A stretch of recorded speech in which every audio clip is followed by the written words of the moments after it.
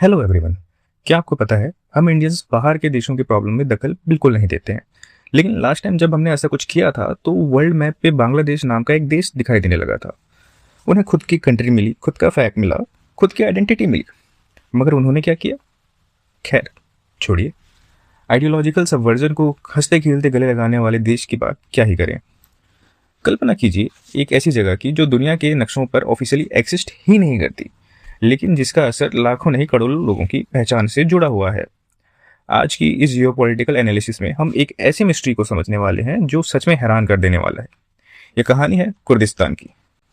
जरा सोचिए, लगभग 4 करोड़ लोग, ये कोई छोटी मोटी पॉपुलेशन नहीं है। 4 करोड़ ऐसे लोग जो एक जैसी कल्चरल आइडेंटिटी रखते हैं, जिनका हिस्ट्री आपस में जुड़ा हुआ है और जो सदियों से एक होमलैंड का सपना देखते आए हैं। लेकिन सबसे शॉकिंग बात यह है कि इतनी बड़ी पॉपुलेशन होने के बावजूद इनके पास अपना इनका कोई देश नहीं है। यूनाइटेड नेशन में इनकी कोई सीट नहीं है। दुनिया के रिकॉग्नाइज्ड कंट्रीज की लिस्ट में इनका कोई नाम नहीं है। और वर्ल्ड मैप पर आपको कहीं भी कुर्दिस्तान नाम का कोई इंडिपेंडेंट कंट्री नजर नहीं आएगा। तो आखिर ऐसा क्यों? कौन है ये कुर्द लोग और क्यों इन्हें दुनिया का सबसे बड़ा स्टेटलेस नेशन कहा जाता है? दरअसल कुर्द्स एक एथनिक ग्रुप है जो मिडिल ईस्ट के बड़े माउंटेनियस रीजन में रहते हैं। प्रॉब्लम यह है कि उनका रीजन किसी एक कंट्री का हिस्सा नहीं है। आज Kurdish population mainly Turkey, Iraq, Syria और ईरान, इन 4 कंट्रीज में डिवाइडेड है। यानी एक ही कम्युनिटी 4 अलग अलग बॉर्डर्स के अंदर बिखरी हुई है। इनकी अपनी लैंग्वेज है, अपनी कल्चर है, अपने कस्टम्स हैं। इसी वजह से वो खुद को अरब, तुर्क या पर्शियन सोसाइटी से अलग मानते हैं।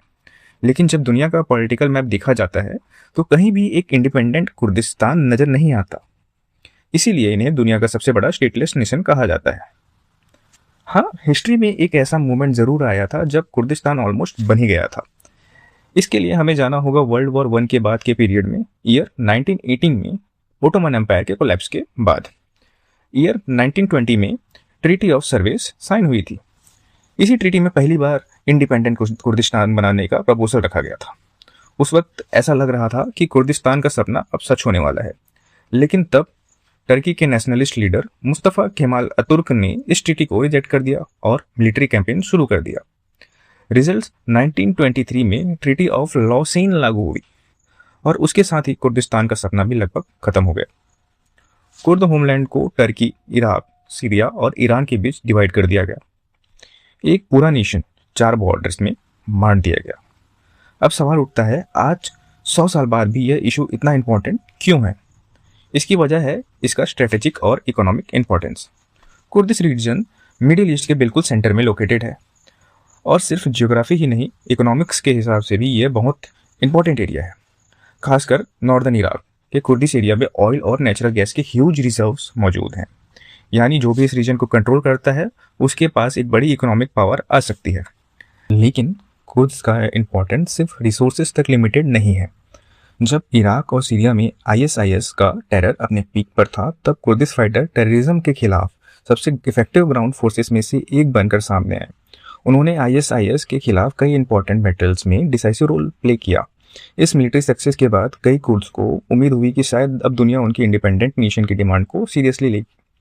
इसी उम्मीद के साथ 2017 में एक बड़ा स्टेप लिया गया। नॉर्दर्न इराक की कुर्दिश रीजनल गवर्नमेंट ने इंडिपेंडेंस रेफरेंडम कंडक्ट किए। रिजल्ट शॉकिंग था। 90% से ज्यादा लोगों ने इंडिपेंडेंस के फेवर में वोट किया। कुर्द्स के लिए ये उनके सपने की तरफ एक हिस्टोरिक स्टेप था। लेकिन इंटरनेशनल पॉलिटिक्स इतनी सिंपल नहीं होती। टर्की को डर था कि अगर कुर्दिस्तान बन गया तो उसके अपने कुर्द सिटीजन्स भी अलग देश की डिमांड तेज कर सकते हैं। ईरान की कंसर्न्स भी लगभग यही थी। इराकी गवर्नमेंट ने तो इस रेफरेंडम को कंप्लीटली इलीगल डिक्लेयर कर दिया। और क्योंकि किसी मेजर ग्लोबल पावर ने ओपनली सपोर्ट नहीं दिया, ये मूवमेंट आगे नहीं बढ़ सका।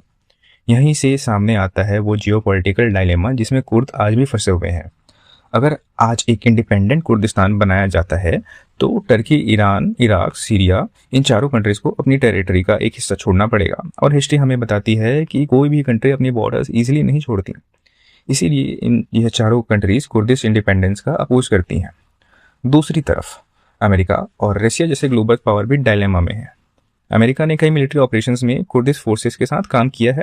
रशिया ने भी डिफरेंट कुर्दिश ग्रुप्स के साथ पॉलिटिकल रिलेशंस मेंटेन किए हैं। लेकिन दोनों ही पावर्स मिडिल ईस्ट में एक नया कंट्री क्रिएट करके पूरे रीजन को अनस्टेबल करने का रिस्क नहीं लेना चाहती। और यही वजह है कि एक सेंचुरी से ज़्यादा टाइम बीतने के बाद भी कुर्द्स अपने होमलैंड की तलाश में हैं। उनके पास ह्यूज पॉपुलेशन है, एक डिस्टिंक्ट कल्चरल आइडेंटिटी है, इम्पॉर्टेंट मिलिट्री कॉन्ट्रीब्यूशंस हैं, पॉलिटिकल मूवमेंट्स भी हैं, लेकिन फिर भी ग्लोबल पावर्स के इंटरेस्ट और रीजनल पॉलिटिक्स के बीच उनका सपना अधूरा बना हुआ है। तो अब सवाल ये नहीं है कि कुर्द्स एक नेशन है या नहीं। असली सवाल ये है, क्या दुनिया के इस सबसे बड़े स्टेटलेस नेशन को कभी अपना इंडिपेंडेंट कंट्री मिलेगा, या फिर कुर्दिस्तान हिस्ट्री की उन अधूरी कहानियों में इसे एक बनकर रह जाएगा जिनका सपना कभी पूरा नहीं हुआ। अपने ओपिनियंस कमेंट में ज़रूर बताइए। मैं हूं आपका पीयूष वर्मा और ये है पॉलिटिकल एंड जियोपॉलिटिकल एरा।